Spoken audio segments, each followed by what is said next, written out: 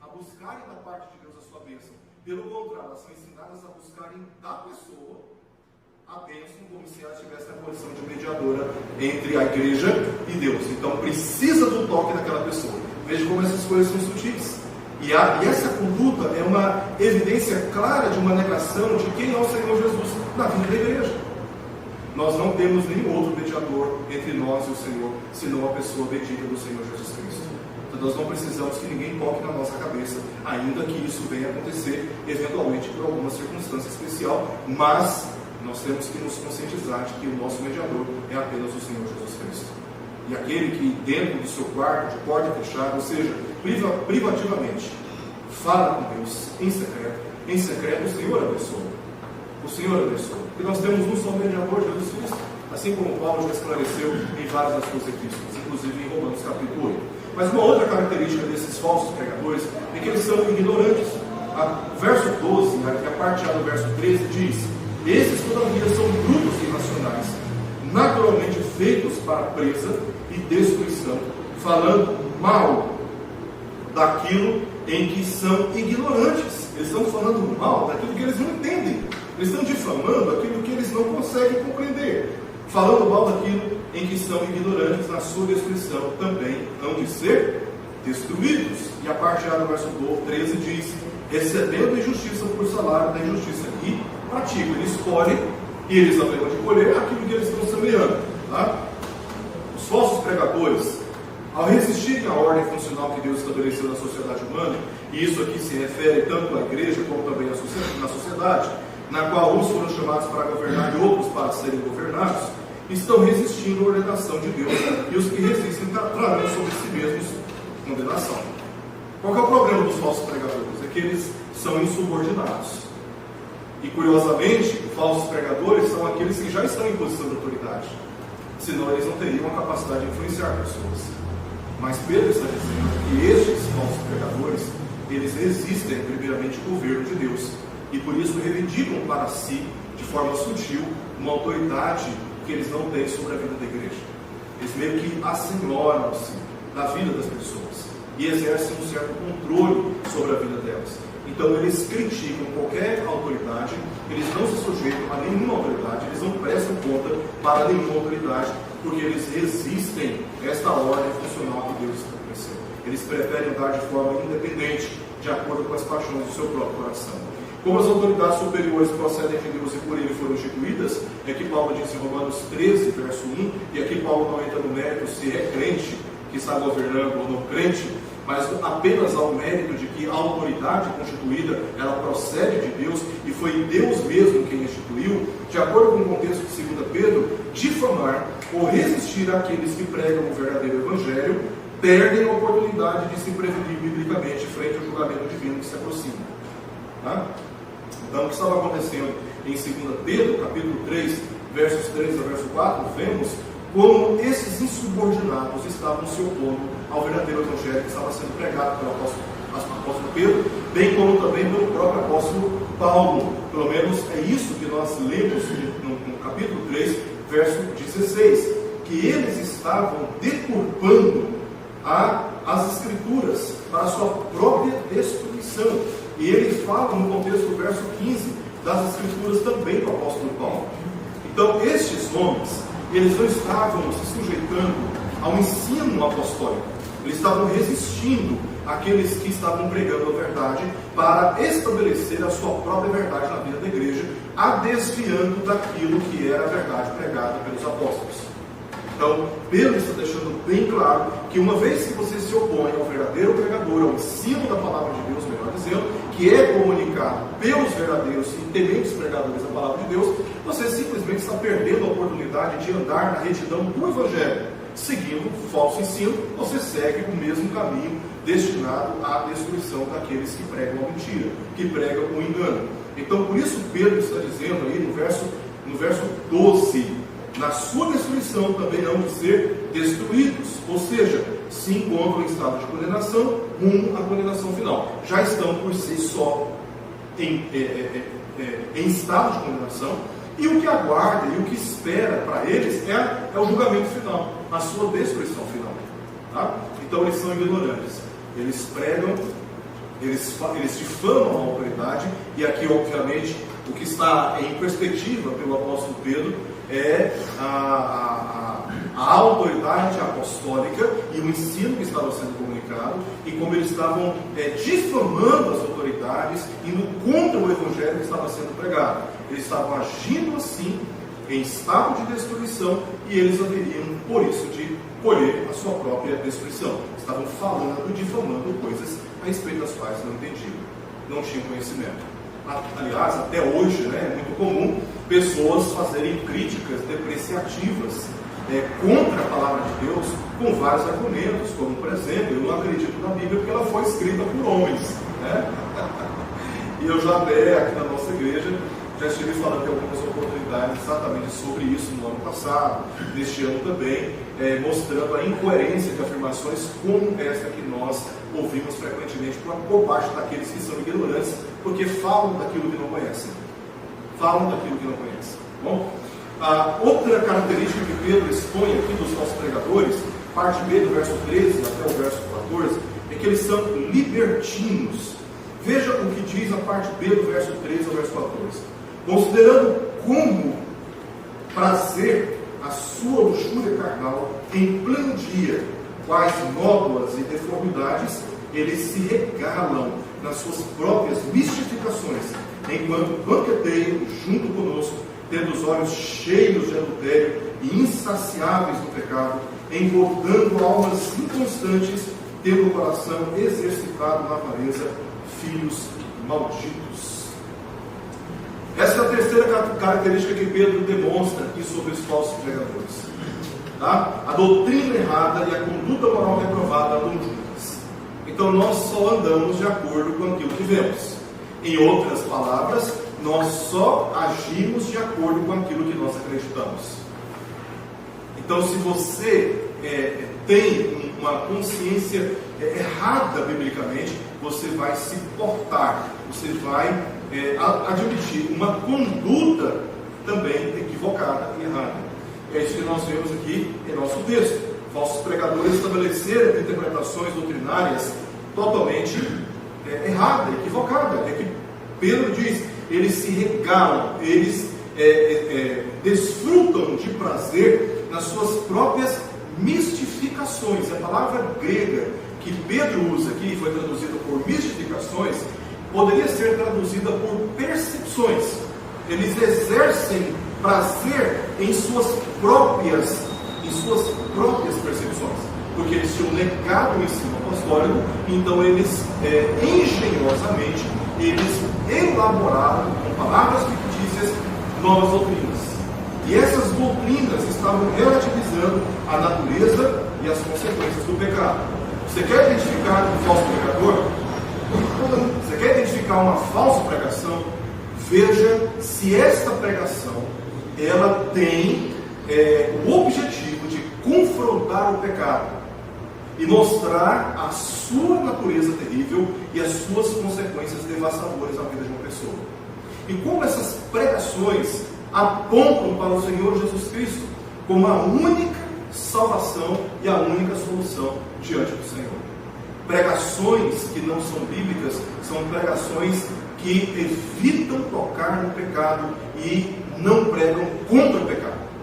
Pregações bíblicas são pregações que denunciam o homem no seu estado pecaminoso e exaltam a Cristo como aquele que é o único caminho, a única fonte de vida e o único que pode restabelecer na vida da igreja a verdade libertadora. Então, pregações bíblicas, elas confrontam o pecado, mas falsos pregadores não gostam de falar sobre o pecado, não confrontam o pecado, porque eles sabem que se começar a pregar contra o pecado, eles vão incomodar muitas pessoas, e essas pessoas não vão permanecer diante deles. Então eles têm que criar uma narrativa que cria um ambiente de conforto para as pessoas permanecerem no seu estado pecaminoso. Então é isso que Pedro está declarando sobre os falsos pregadores. Eles criaram outras interpretações doutrinárias que relativizaram tanto a natureza como a consequência do pecado. Eles começam a relativizar tudo. Não, você pode, com a sua namorada, ter relação sexual com ela. Afinal de contas, você já estabeleceu uma aliança com ela. Vai viver junto.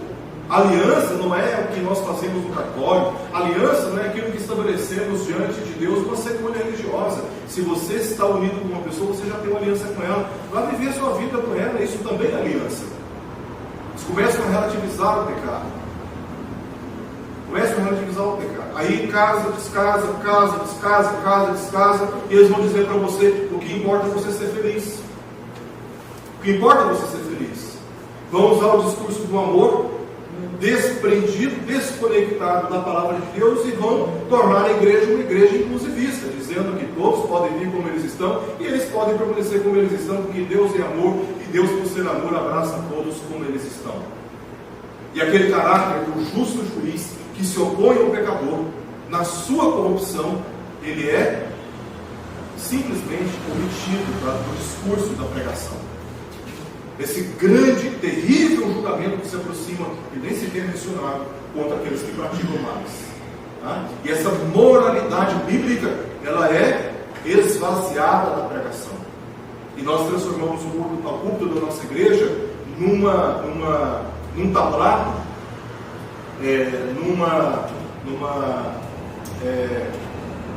numa posição de tornar o nosso discurso apenas na perspectiva antropocêntrica, exaltando o ego das pessoas e a perspectiva terrena em busca de prosperidade. E é isso que acontece, infelizmente, também nos nossos dias, até os dias de hoje. Por isso, uma vez que se relativiza o pecado, eles não tinham a menor preocupação de, em pleno dia, praticarem a luxúria carnal, que é descrita no próprio texto como nódoas e deformidades, mostrando a relativização da moral cristã, olhos cheios de adultério, desejos impuros, práticas pecaminosas insaciáveis, obstinação sexual.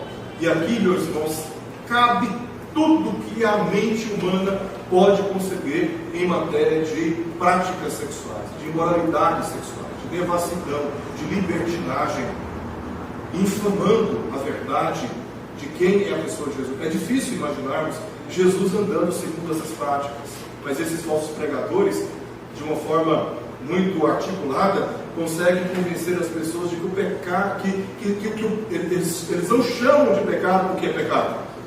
Eles não chamam de mal aquilo que é mal. E eles não conscientizam as pessoas das consequências devastadoras se elas não se arrependerem dos pecados que estão cometendo. Porque eles relativizam a moral, engodo de almas inconstantes. É isso que eles fazem.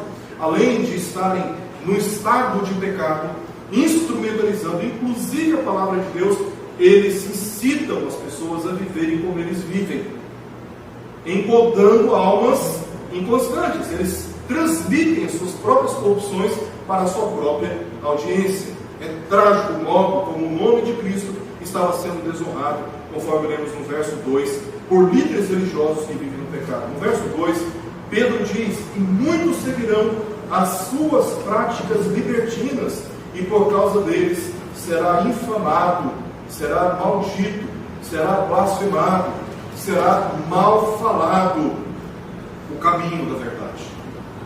Porque crentes que vivem uma vida religiosa dentro da igreja, mas fora da igreja, andam como ímpios, como injustos, como filhos do diabo, estão difamando o nome de Cristo que anunciam, com seus próprios testemunhos. Porque consciência gera conduta.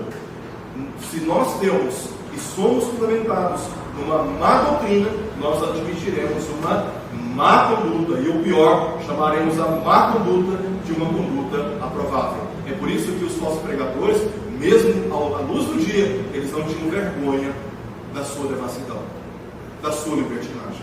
E o pior, corrompendo aqueles que são imaturos, distraídos, que Pedro chama aqui de almas inconstantes, instáveis. Quarta característica que Pedro dá sobre os falsos pregadores, verso 15 ao verso 16: eles são mercenários, eles amam o dinheiro, e eles são como aqueles lobos que Jesus descreve em João capítulo 10. Eles querem devorar as ovelhas. Aliás, no Evangelho de Mateus, nós lemos que uma das práticas de falsos religiosos nos dias de Jesus é que eles iam nas casas das viúvas e devoravam as casas das viúvas. Em que sentido Jesus se referiu e fez essa denúncia? É que eles, para fazerem orações, eles cobravam. Então eles faziam longas orações para subtrair das viúvas o máximo proveito financeiro possível. E assim eles, entre aspas, devoravam a casa das viúvas. Eles eram, nesse sentido, avarentos. A preocupação deles era com o dinheiro. Eles ficam onde tem dinheiro. Acabou o dinheiro, eles vazam, eles abandonam o rebanho. Eles não têm amor pelo rebanho, eles não têm cuidado pelo rebanho, eles não têm preocupação em proteger o rebanho, eles não querem se abnegar, se sacrificar pelo rebanho. Eles querem tirar proveito o máximo possível, e quando não há mais o que extrair de vantagem, eles não hesitam em abandonar o rebanho e procurar outras oportunidades. O texto diz no verso 15 e no verso 16: abandonando o reto caminho, se extraviaram. Vamos ler o final do verso 14, meus irmãos, primeiramente. O final do verso 14 diz: tendo o coração exercitado na avareza, filhos malditos. Aí vem um verbo aqui no gerúndio da língua portuguesa, né? Como que eles exercitavam a avareza? Eles abandonavam o reto caminho, se extraviando, seguindo pelo caminho de Balaão, filho de Beor, que amou o prêmio da injustiça, recebeu, porém, castigo da sua transgressão, a saber, um mudo animal de carga, falando com voz humana, refreou as insensatezes do profeta, do pregador. Que coisa, né? Deus, amados irmãos, que escândalo foi para aquele profeta, né? De ser repreendido em um caráter extraordinário, né? Por uma mula, por quem o Senhor usou para repreender a conduta daquele profeta. Tá? Bem, no final do verso 14 ao verso 16, encontramos outra descrição relacionada com o que Pedro antecipou no verso 3. Se você for agora novamente no verso 3 do capítulo 2, Pedro disse: também movidos por avareza, farão o quê? Comércio de vós com palavras fictícias. Pedro já tinha lá na sua introdução indicado aquilo que ele ia explorar melhor aqui nessa parte do texto. Por que eles usavam palavras fictícias?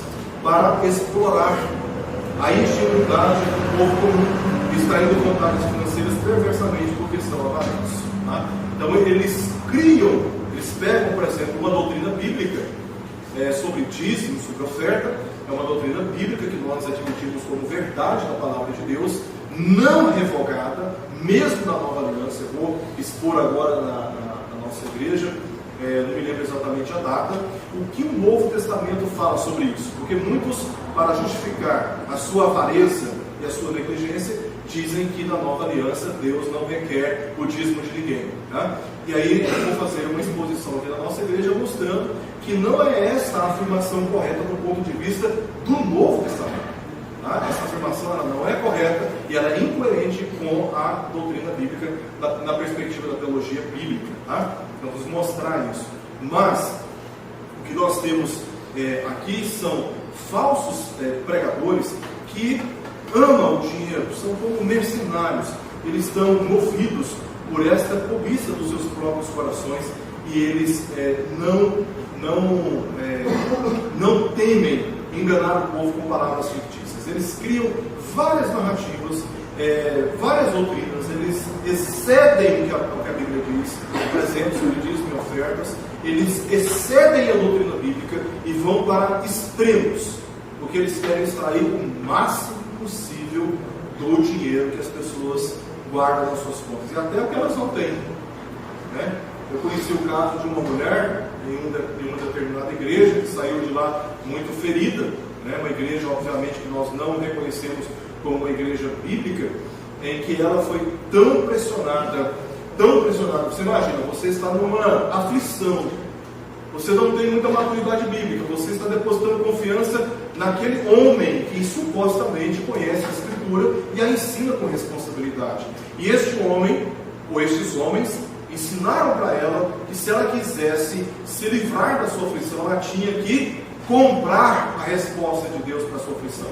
E a maneira de comprar era fazendo doações vultosas. E ela, bom, eu não tenho dinheiro, eu não tenho isso, eu não tenho aquilo, já sei o que vou fazer. Ela resolveu doar a sua geladeira, né? E ela doou a sua geladeira, tadinha, né? Fica com pena, em certo sentido. Mas ela doou a sua geladeira. Meus irmãos, a resposta não veio, porque Deus não tem compromisso com aquilo que Ele não falou, né? E ela foi enganada, né? Falsos pregadores, eles engodam almas inconstantes.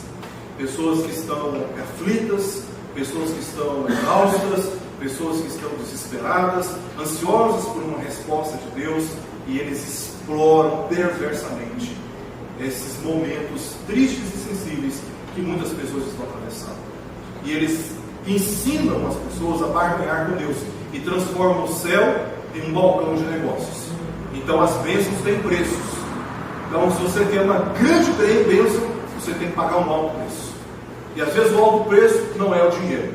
A quantidade de horas que você tem que dedicar à oração, muito parecido com a doutrina católica romana, quantos terços você tem que rezar, né? São formas de sacrifícios humanos para pagar promessas e obter de Deus favor segundo o mérito humano. Falsas doutrinas, enganos, heresias destruidoras, que não ensinam, por não ensinarem as pessoas a verdade, as pessoas são induzidas ao erro e acabam aumentando suas próprias aflições e sofrimentos. Falsos pregadores são mercenários. Infelizmente, muitas pessoas instáveis, que Pedro chama de almas inconstantes, imaturas biblicamente, seguem falsos pregadores, multiplicando sua moralidade corrompida, mas também se sujeitando às suas chantagens emocionais e ameaças espirituais, do tipo: maldição vai te pegar, né? Esses poderes das trevas não vão te libertar, uma porta não vai se abrir, você não poderá ser curado. Então isso cria o quê? Um ambiente de chantagem emocional, que nós chamamos hoje de assédio moral.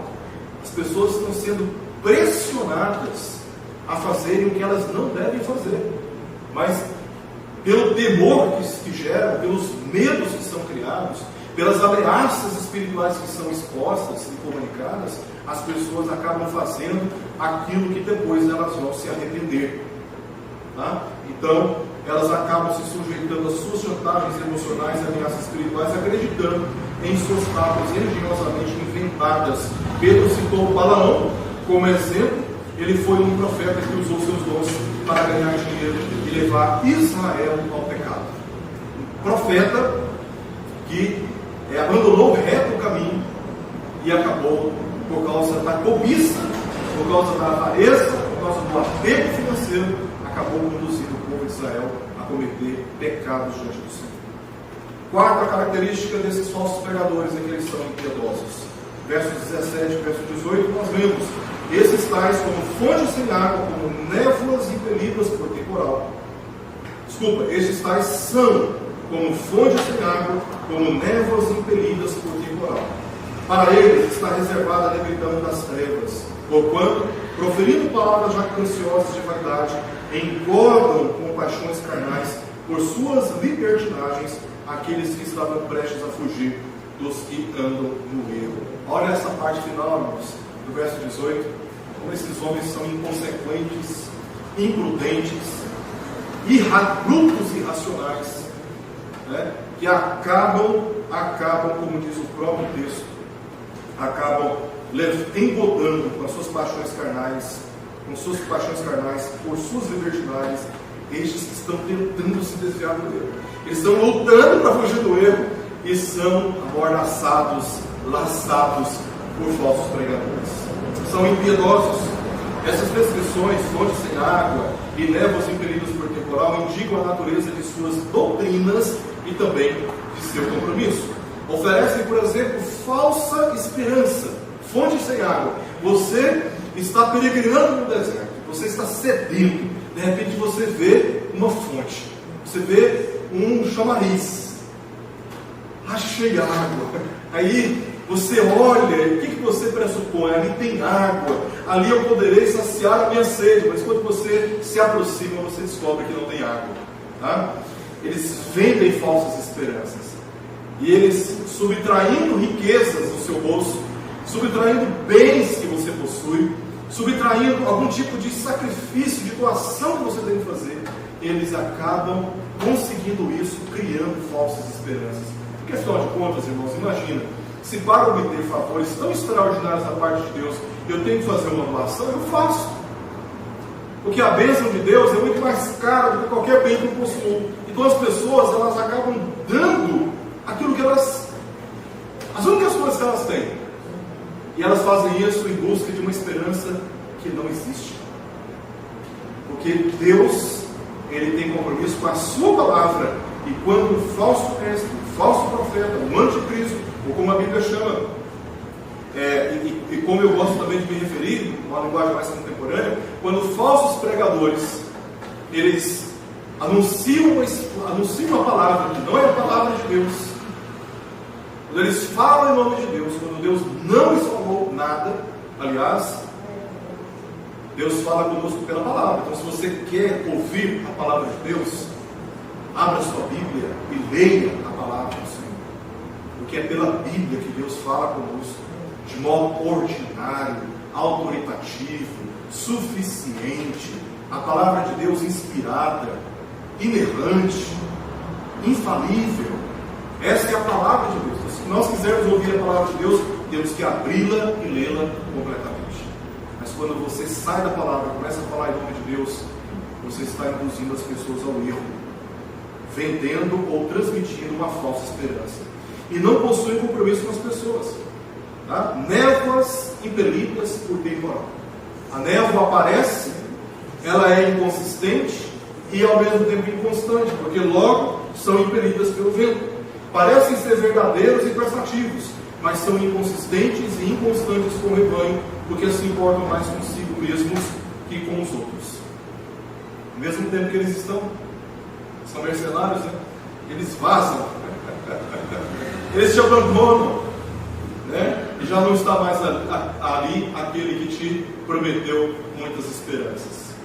São impiedosos, porque, como diz o texto, eles engodam aqueles que estavam prestes, estavam quase conseguindo fugir dos que andam no erro. Falsos pregadores que são biblicamente descomprometidos, eles não têm compromisso com a palavra, eles não pregam a palavra, às vezes citam a palavra no início do culto, às vezes uma hora ou outra faz uma citação da palavra, mas eles gastam o maior tempo contando experiências, contando piadas, fazendo ilustrações, entretendo as pessoas, trazendo técnicas de persuasão para o seu discurso, para motivar as pessoas e colocar as pessoas num estado emocional tão elevado que elas já não conseguem mais se ver em estado de humilhação diante de Deus. Elas já estão agora, por causa da efervescência emocional que foi provocada, elas já estão fazendo reivindicações a Deus, já estão dando ordens para Deus, já estão aconselhando a Deus,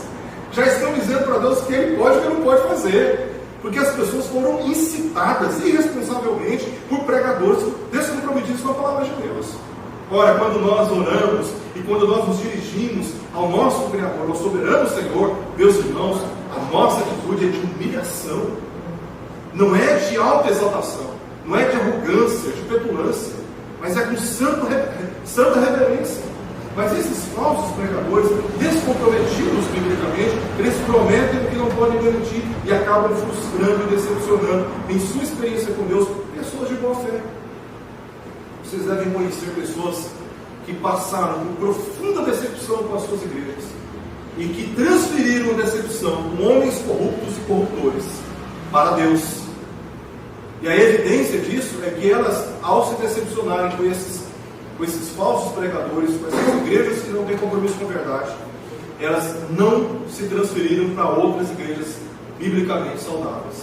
Elas simplesmente abandonaram o caminho do Senhor e estão falsamente dizendo para si mesmas: eu posso viver a vida cristã do meu jeito, sem a comunhão cristã e sem ser ensinado, disciplinado e confrontado por aqueles que Deus construiu líderes no meio do seu povo. estão aí vivendo a vida alheios da comunhão cristã, né? São os chamados desigrejados. E existem pregadores que servem como pastores e guias dos desigrejados, desses desigrejados, né? Então, infelizmente, meus irmãos, muitas pessoas de boa fé, pessoas sinceras, estão hoje profundamente e justamente magoadas com igrejas que não são fundamentalmente bíblicas, com pregadores, com homens, com mulheres que não demonstraram o mínimo temor ao abrir a palavra, a santa palavra de Deus, para se pronunciar em nome dela. E acabaram causando muitas dores e muitos sofrimentos na vida de pessoas sinceras, de boa fé, e que devem ser alvo das nossas orações, do nosso acolhimento e do nosso auxílio, para que possam ser curadas dos seus ressentimentos com esses pregadores e com essas igrejas, e possam reconstruir a sua vida cristã no caminho, junto com outros irmãos e irmãs que estão fugindo, como nós lemos aqui, do caminho do erro, daqueles que andam no erro, tá? E fortalecer esses queridos. Penúltima característica que Pedro dá desses falsos pregadores, são falsos moralistas. Verso 19 diz: prometendo-lhes liberdade. Olha que curiosidade. Quando eles mesmos são escravos da corrupção, pois aquele que é vencido fica escravo do vencedor. Você está numa luta com o seu adversário. Você perdeu a luta, agora você tem a obrigação de servir. Né? É isso que Pedro está tratando aqui. Falsos pregadores estavam prometendo liberdade na corrupção, quando eles mesmos eram escravos da corrupção. É uma incoerência. Estavam pregando uma liberdade que eles não tinham, né? Não tinham. A linguagem de Pedro aqui foi de sarcasmo, porque escravos não podem libertar ninguém. Como que um preso que está na cadeia junto com seus parças, junto com outros detentos, pode prometer liberdade para alguém que está aí dentro? Então, parece uma piada, né? Não, e o pior é que tem detentos que acreditam nesses detentos que estão prometendo liberdade, né? É o que nós vemos no capítulo 2, verso 2. Pessoas acreditam nesses homens e seguem esses homens, né? Por isso foram chamados de brutos e irracionais no verso 12. São ignorantes. Ora, se não conseguiam exercer liberdade para abandonar os seus pecados, então eram prisioneiros dele. E, portanto, a proposta apresentada aos que estavam tentando fugir do erro era uma pregação típica de falsos moralistas, cujo estilo de vida, principalmente no âmbito privado, é contraditório do que promete ou exige dos outros. Falsos moralistas são assim. Você quer encontrar um falso moralista? Ele assume para si, sem ser convidado, tá? E sem que tenha recebido autorização sua, ele assume para si o dever de ficar vigiando a sua vida e tentar controlar você. Meus irmãos, eu nunca vi diferente.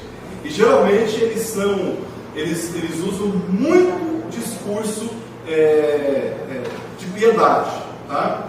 São pessoas que fazem propaganda constante de si mesmas, de oração, homens de oração, mulheres de oração. São pessoas que estão o tempo todo nas vigílias, nas reuniões, de estudo da palavra e tal, e eles começam a se ver numa condição de superior espiritualidade e começam a vigiar as outras pessoas. Eu já vi isso inúmeras vezes. Geralmente, como eu já vi isso acontecer várias vezes, muito próximo a mim, a minha luz acende, né? E eu fico em estado de alerta. Eu nunca vi diferente. Pessoas que pregam muito um falso puritanismo, vamos chamar assim, né? Porque a tradição puritana é uma tradição boa, da onde vem a nossa doutrina, inclusive. A Confissão de Fé de Westminster, ela foi estabelecida por puritanos no século XVII. A doutrina que nós temos na Igreja Cristã do Brasil é fruto da dedicação e do zelo dos puritanos, né? Mas, com todo respeito à tradição puritana, hoje nós temos uns chamados neopuritanos que não passam de falsos moralistas, que associam à palavra de Deus tradições de homens e tradições com roupagem bíblica, tradições com roupagem piedosa, mas a finalidade é de exercer um controle sobre as pessoas que elas não têm sobre elas mesmas. Falsos moralistas geralmente exigem dos outros o que não praticam, cobram o que não fazem, exigem o que no seu lugar elas não são capazes de fazer, mas elas são ávidas por te criticar, ávidas por tentar te controlar, ávidas em te reprovar, ávidas por destruir a sua reputação, porque elas comparam você com elas, se julgando ser mais espirituais e mais zelosas da vida cristã do que você. São orgulhosos. E é por isso que eles estavam pregando uma liberdade quando eles mesmos eram escravos das suas próprias corrupções. Né? Eu gosto muito de uma passagem que Paulo escreve lá em Gálatas, capítulo 6. Lá em Gálatas, capítulo 6, o apóstolo Paulo diz o seguinte, no final, no verso 1 do capítulo 6, primeiro verso: irmãos, se alguém for surpreendido em alguma falta, vós que sois espirituais, não sejam omissos. Em outras palavras, não sejam omissos. Corrigi-o com espírito de brandura, de mansidão. Sejam mansos, humildes, cuidadosos. E aí ele termina dizendo: e guarda-te para que não sejas também tentado. Então, ao corrigir os outros, temos que tomar muito cuidado. Muito cuidado, porque nós não estamos em condições diferentes em relação ao pecado daqueles que estamos corrigindo. E os falsos pregadores, eles eram falsos moralistas. Eles exigiam dos outros o que eles não viviam. Tá? E a última característica deles aqui é, a última parte do nosso texto, verso 20 e verso 22, a preocupação de Pedro aqui é expor uma advertência. O texto diz: portanto, se depois de terem escapado das contaminações do mundo mediante o conhecimento do Senhor e Salvador Jesus Cristo, se deixam enredar de novo e são vencidos, tornou-se o último estado pior que o primeiro, pois melhor lhes fora nunca tivessem conhecido o caminho da justiça do que após conhecê-lo volverem para trás, apartando-se do santo mandamento que lhes fora dado. Com eles aconteceu o que diz certo adágio verdadeiro: o cão voltou para o seu próprio vômito, e a porca lavada voltou a revolver-se no lamaçal. De quem Pedro se referiu nesses versos? Falsos pregadores e não os que estavam sendo enganados. É uma possibilidade. Tá? Outra possibilidade: os que estavam prestes a fugir, dos que andam no erro, porque é isso que Pedro está tratando aí no final do verso 18, e que tinham escapado das contaminações do mundo, é o que ele diz no início do verso 20. É uma possível interpretação adotada por alguns. Tanto falsos pregadores quanto seus seguidores, eu acredito que essa é a possibilidade mais coerente com o nosso texto. No verso 21, Pedro afirmou que eles agiam como um cão e uma porca conforme a sua natureza animal. Em 1 Pedro, capítulo 2, verso 25, os cristãos são comparados a ovelhas. Se você quiser depois conferir, os cristãos são comparados ali como ovelhas. E lá no capítulo 1, verso 4 do capítulo da segunda epístola, Pedro vai descrever que estes cristãos, eles receberam uma nova natureza e foram livrados da corrupção das paixões que há no mundo. Então, certamente, Pedro não está se referindo aqui aos cristãos verdadeiros, esses que saíram do mundo, deixando as contaminações do mundo, mas agora voltaram. Lembra lá de Hebreus capítulo 6, desses que caíram, que depois de provaram das delícias espirituais, eles caíram. Aí lá no capítulo 10, se não me engano, capítulo 9 de Hebreus, o autor vai dizer assim: mas nós não somos daqueles que retrocedem. Ou seja, o autor de Hebreus está se referindo a crentes verdadeiros, mas a crentes que de alguma forma assumiram uma roupagem religiosa, uma conduta religiosa, um estilo de vida religioso, mas nunca tiveram a sua natureza transformada. Pedro está advertindo tanto os falsos pregadores quanto os falsos cristãos, pessoas que se lavaram por fora, mas nunca receberam a nova natureza. É possível dar um bom alimento ao cão e ainda assim ele ter prazer em seu próprio vômito. Não sei quantos já viram isso, o cachorro fazer o vômito e ele começar a se alimentar do seu próprio vômito. Então isso para o cachorro é uma coisa tranquila. Nós nos escandalizamos porque somos incapazes de tal experiência, a menos que estejamos fora de consciência. A menos que estejamos fora de consciência. Assim também, lavar uma porca que se identifica mais com uma lama. Não adianta. Se você soltar a porquinha, você lava, coloca um lacinho, bate um perfuminho nela, coloca na mesa para comer como gente. Mas se você soltar, ela vai abandonar aquele estado e vai voltar para a lama, porque ela se identifica com a lama. Por quê? Porque a sua natureza não é transformada, nem do cão, nem também da porca. Essas pessoas tiveram a oportunidade de conhecer o Senhor, é o que diz aí no verso 20, no final do verso 20, a segunda parte, que elas escaparam das condenações do mundo. Por quê, gente? Porque elas conheceram o Senhor e Salvador Jesus Cristo. Tá? Elas tinham um conhecimento sobre Jesus, mas seguindo falsos pregadores, resolveram voltar às contaminações do mundo, porque nunca foram transformadas e preferiram o engano que é verdade. Quantos e quantos, né? Você conheceu que estava na igreja, firme e tal, e hoje vive num mundo de consciência tranquila, praticando as coisas mais vexatórias do ponto de vista da moralidade da fé cristã. Aí você fala, que coisa, como foi possível? Né? Como foi possível, irmãos? Quando nós temos a nossa natureza transformada, ainda que circunstancialmente, eventualmente, estejamos perturbados por decepções, nós não conseguimos mais ter prazer no pecado. E se pessoas abandonam o caminho da verdade e desfrutam com prazer de uma vida em pecado, essas pessoas, com certeza, elas nunca experimentaram da verdadeira transformação, da regeneração do Espírito Santo. Esses apóstatas, falsos pregadores e seus seguidores nunca foram o que pareciam ser e apenas voltaram a ser o que sempre foram, pois ninguém se desvia de onde nunca esteve. E eu quero terminar com uma única consideração aqui final. Vivemos em uma época de falsos pregadores, e é uma advertência óbvia que nos chega através da palavra de Deus.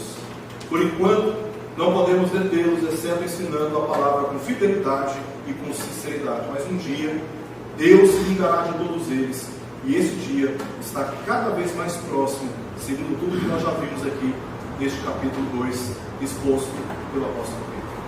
No nosso próximo estudo, vamos focar em uma corrupção doutrinária que perturbou de forma enfática aquela igreja, que é uma doutrina que se opôs à esperança cristã do dia do Senhor.